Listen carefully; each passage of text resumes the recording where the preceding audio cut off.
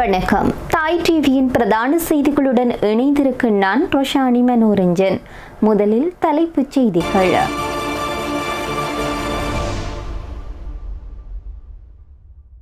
செம்மணி அச்சத்தில் பின்வாங்கும் அனுர அரசாங்கம், ஸ்ரீதரன் குற்றச்சாட்டு. கொடூரமான படுகொலையை செய்த பிள்ளையானுக்கு விரைவில் தண்டனை. அரசு தரப்பிலிருந்து தகவல். அன்றுகுமார திசாநாயக்க ஜனாதிபதியாக பதவியேற்ற போது மந்திரக்கோள் வழங்கப்படவில்லை. அமைச்சர் வசந்த சமரசிங்க. இலங்கை வரலாற்றிலேயே மிகவும் மோசமான ஆட்சி. அனுர அரசை சாடிய விமல். இஸ்ரேல் பின்வாங்காது, நெதன்யாகு அதிரடி. அமெரிக்க உயர்மட்ட தூதுவர்களை புறக்கணித்த ஈரான், மீண்டும் உச்சமடிக்கும் பதற்றம். இனி விரிவான செய்திகள்.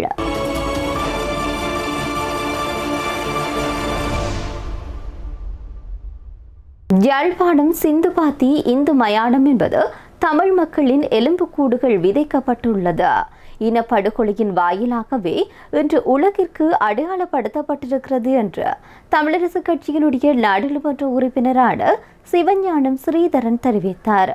செம்மணி மனித புதைக்குழி மற்றும் ஏனைய மனித புதைக்குழிகள் குறித்த மரண தண்டனை கைதியான சோமரத்ன ராஜபக்ஷ குறிப்பிடும் விடயங்களை ஆராய்ந்தால் ஓய்வு பெற்ற இராணுவ அதிகாரிகள் மற்றும் உயர் அதிகாரிகளை கைது செய்ய நேரிடும் என்ற அச்சத்தில் அரசாங்கம் இருப்பதாக அவர் குற்றம் சாட்டியிருக்கின்றார். இதுகுறித்து தென்னிலங்கை ஊடகம் ஒன்றுக்கு வழங்கிய செய்தியில் சில விடயங்கள் சொல்லியிருக்கின்றார். யாழ்ப்பாணம் சிந்துபாத்தி இந்து மயானம் என்பது தமிழ் மக்களின் எலும்புகள் விதைக்கப்பட்டுள்ள இனப்படுகொலையின் வாயிலாகவே என்று உலகிற்கு அடையாளப்படுத்தப்பட்டுள்ளது. ஏற்கனவே இந்த பகுதியில் பெருமளவிலான தமிழ் மக்கள் படுகொலை செய்யப்பட்டு புதைக்கப்பட்டார்கள் என்பதை மரண தண்டனை கைதியான சோமரத்ன ராஜபக்ஷ கைது செய்யப்பட்ட காலத்தில் குறிப்பிட்டிருந்தார். மரண தண்டனை கைதியான சோமரத்ன ராஜபக்ஷ செம்மணிகிரி சந்தியில் உள்ள கோயிலுக்கு முன்புறத்திலும் நல்லூருக்கு செல்லும் பாதையிலும் மனித உடல்கள் புதைக்கப்பட்டதாகவும் இராணுவத்தால் அவர்கள் கொலை செய்யப்பட்டதாகவும் தெரிவித்திருக்கின்றார். ஆகவே இது மறைக்கப்படக்கூடியதொரு விடயமல்ல. உண்மையும் நேர்மையுமான வகையில் இந்த விடயம் ஆராயப்பட வேண்டும். சோமரத்ன குறிப்பிட்டதற்கு அமைய செம்மணி பகுதியில் இருந்து இதுவரை 400க்கும் அதிகமான மனித எலும்புக்கூடுகள் மீட்கப்பட்டன. அதனை காட்டிலும் மேலும் 200க்கும் அதிகமான எலும்புக்கூடுகள் அடையாளம் காணப்படும் சூழல் காணப்படுகிறது என கூறியுள்ளார்.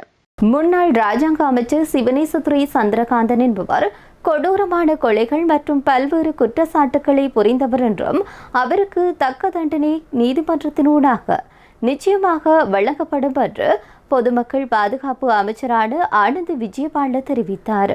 பிள்ளையான் வட்டக்கிழப்பு நீதவான் நீதிமன்றத்தில் நேற்று முன்னிலைப்படுத்தப்பட்ட பின்னர் சிறைச்சாலை வாகனத்திற்குள் கொண்டு செல்லப்படும் போது தன் மீதான குற்றச்சாட்டுகள் அனைத்தும் பொய் என ஊடகவியலாளர்களை பார்த்து கூறியிருந்தமை பற்றி கருத்து தெரிவிக்கும் போது அமைச்சர் இதனை குறிப்பிட்டார். இது தொடர்பில் அமைச்சர் ஊடகவியலாளர்களிடம் மேலும் தெரிவித்ததாவது: மட்டக்களப்பு மாவட்டத்தில் ஆயுதங்களை பயன்படுத்தி நிகழ்த்தப்பட்ட கொடூரமான படுகொலைகளின் பின்னணியில் பிள்ளையான் இருந்துள்ளார் என்பது குற்றப்புலனாய்வு திணைக்களத்தில் விசாரணையில் வெளிவந்துள்ளது. இவ்வாறான கொடூர கொலைகளையும் குற்ற செயல்களையும் புரிந்துவிட்டு இன்றுதான் முற்றிலும் குற்றமற்றவர் என்று அவர் கூறுவது மிகவும் வேடிக்கையானது. அதிகார பலத்தை பயன்படுத்தி இவர் இத்தனை காலம் மறைத்து வைத்திருந்த அத்தனை இரகசியங்களும் பழிவாங்கல் குற்றங்களும் இப்போது நீதிமன்றத்தின் மூலம் ஒவ்வொன்றாக அம்பலப்படுத்த தொடங்கியுள்ளது. சட்டத்தின் முன்னால் யாவரும் தப்பிக்க முடியாது. இத்தனை காலம் பாதிக்கப்பட்ட மக்களுக்கு நீதி கிடைக்கும் வகையில் பிள்ளையான் புரிந்த குற்றங்களுக்கான தக்க தண்டனை நீதிமன்றம் மிக விரைவில் வழங்கும் என குறிப்பிட்டார். அன்றுகுமார திசாநாயக்க ஜனாதிபதியாக பதவியேற்கும் போது அவருக்கு ஒரு மந்திரக்கோள் வழங்கப்படவில்லை என்றும் திவாலான ஒரு திரைசேரியே அவருக்கு வழங்கப்பட்டது என்று அமைச்சரான வசந்த சமரசிங்க தெரிவித்தார். அனுராதபுரத்தில் இடம்பெற்றிருக்கக்கூடிய பொது நிகழ்வொன்றில் உரையாற்றும் போது இந்த விடயத்தை அமைச்சர் தெரிவித்தார். நாங்கள் அரசாங்கத்தை பொறுப்பேற்று 2 வருடங்கள் நெருங்கிவிட்டது. இந்த 2 வருடங்களுக்குள் எங்களை திட்டிக் கொண்டே இருக்கின்றார்கள். என்ன செய்வது? சகோதரர் அன்றுகுமார திசாநாயக்க ஜனாதிபதியான போது அவருடைய கையில் மந்திரிக்கோள் எதுவும் கொடுக்கப்படவில்லை. எங்கள் அரசாங்கத்திற்கு வழங்கப்பட்டது திவாலாகி போன ஒரு திரைசேரியாகும். வாகனங்களை இறக்குமதி செய்ய முடியவில்லை, உரங்களை இறக்குமதி செய்ய முடியவில்லை, எரிபொருளை இறக்குமதி செய்ய முடியவில்லை. நாட்டின் அபிவிருத்தி ஸ்தம்பிதமடைந்திருந்தது. அப்படிப்பட்ட ஒரு நாட்டையே நாங்கள் பொறுப்பேற்றோம். ஆனாலும் எங்களால் முடிந்த அனைத்து வகையிலும் நாட்டு மக்களின் வாழ்க்கை தரத்தில் ஒரு மாற்றத்தை கொண்டு வந்துள்ளோம். நாட்டின் வருமானத்தை அதிகரிக்க வழி செய்துள்ளோம் என்று அமைச்சர் வசந்த சமரசிங்க தொடர்ந்தும் குறிப்பிட்டார். வரலாற்றில் என்றுமில்லாத வகையில் தற்போதைய அரசு ஊழியர்களை மிக மோசமாக அவமதிக்கிறது என்று தேசிய சுதந்திர முன்னணியின் தலைவரும் முன்னாள் அமைச்சருமான விமல் வீரவன்ச தெரிவித்தார். கொழும்பில் நேற்று நடைபெற்றிருக்கக்கூடிய நிகழ்வொன்றின் பின்னர் ஊடகவியலாளர்களிடம் கேட்டிருக்கக்கூடிய கேள்விக்கு பதிலளிக்கும் போது இந்த விடயத்தை அவர் தெரிவித்திருக்கின்றார். கொழும்பில் நேற்று நடைபெற்றிருக்கக்கூடிய நிகழ்வொன்றின் பின்னர் ஊடகங்களுக்கு கருத்து தெரிவிக்கின்ற போது விமல் வீரவன்ச இந்த விசனத்தை முன்வைத்திருக்கின்றார். கடந்த காலத்தில் அரசு ஊழியர்களுக்கு மோட்டார் சைக்கிள்கள் மற்றும் சொந்தமாக வாகனங்களை பெற்றுக் கொள்வதற்கான வசதிகளுடன் கூடிய உன்னதமான எதிர்காலம் ஒன்று உருவாக்கி கொடுக்கப்பட்டது. ஆனால் தற்போதைய ஆட்சியில் அவர்களுக்கு வெறும் 20 கிலோ அரிசியை கடனாக வழங்கும் அவல நிலையை நாட்டில் காணப்படுகிறது. இந்த நாட்டின் அரசு ஊழியர்களை பெருந்திரளாக திரண்டு சென்று தபால் மூலம் வாக்களித்து இந்த ஆட்சியை உருவாக்கி பாரிய பங்களிப்பை வழங்கினர். ஆனால் இன்று அதே அரசு ஊழியர்களை திருடர்கள் என்று அமைச்சர் லால்காந்த பகிரங்கமாக விமர்சித்து வருகின்றார். அரசு ஊழியர்களை இவ்வளவு தூரம் அவமதிக்கும் மற்றும் பழிவாங்கும் ஒரு நிர்வாகம் இதற்கு முன்னர் இலங்கையில் இருந்ததில்லை. இது வரலாற்றிலேயே மிக மோசமானதொரு ஆட்சி. தற்போதைய அரசிடம் நாட்டின் வளர்ச்சிக்கான எந்த ஒரு முறையான பொருளாதார திட்டமும் இல்லை. தினம் 20 என்ற கணக்கில் கைது செய்வது மட்டுமே இந்த அரசின் பிரதான வேலை திட்டமாக மாறியுள்ளது. ஏதாவது ஒரு குற்றச்சாட்டை சுமத்தி தினமும் 20 வீதம் அரசியல் பழிவாங்கலின் அடிப்படையில் கைது செய்து அதன் மூலமே இந்த அரசு தங்களை தக்க வைத்துக் கொள்ள பார்க்கிறது என்று கடுமையாக குற்றம் சாட்டினார். இஸ்ரேலிய ராணுவத்தின் கட்டுப்பாட்டில் உள்ள லெபனான் பகுதிக்கு இஸ்ரேலிய பிரதமர் பெஞ்சமின் நெதன்யாகு விஜயம் மேற்கொண்டிருக்கின்றார். அங்குள்ள வீரர்களிடம் உரையாற்றிய அவர் ஈரான் ஆதரவு பெற்று ஹிஸ்புல்லா அமைப்பின் அச்சுறுத்தல்கள் நீடிக்கும் வரையில் இஸ்ரேல் லெபனானினுடைய தெற்கு பகுதியில் இருந்து பின்வாங்காது என்று தெரிவித்திருக்கின்றார். அமெரிக்காவின் மத்தியஸ்தில் கடந்த வெள்ளிக்கிழமை இஸ்ரேல் மற்றும் லெபனான் அரசாங்கங்களுக்கு இடையில் எட்டப்பட்ட பாதுகாப்பு ஒப்பந்தத்திற்கு பிறகு நெதன்யாகு ஆக்கிரமிக்கப்பட்ட லெபனான் பகுதிக்கு செல்வது இதுவே முதன்முறையாகும்.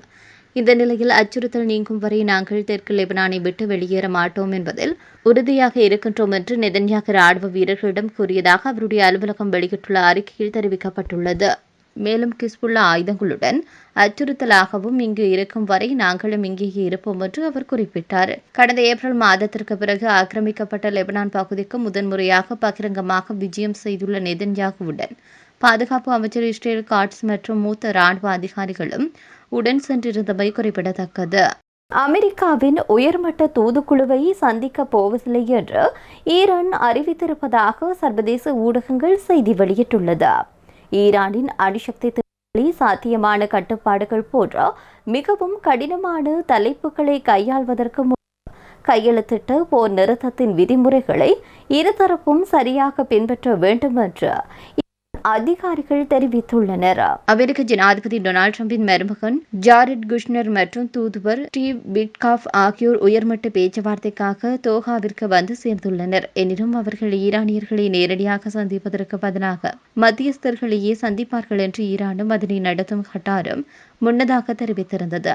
இதேவேளையில் வரவிருக்கும் நாட்களில் அமெரிக்க தரப்புடன் எந்தவொரு மட்டத்திலும் சந்திப்புகள் எதுவும் திட்டமிடப்படவில்லை என்றும் ஈரானிய வெளியுறவு அமைச்சகத்தினுடைய செய்தி தொடர்பாளர் இஸ்மாயில் பகாயி தெரிவித்தார். எனினும் இரு நாடுகளும் குறைந்த அளவிலான தொழில்நுட்ப பேச்சுவார்த்தைகளை தொடங்க உள்ளதாக கூறப்படுகின்றது. இத்துடன் தாய் டிவியின் பிரதான செய்திகள் நிறைவடைகின்றன. நன்றி.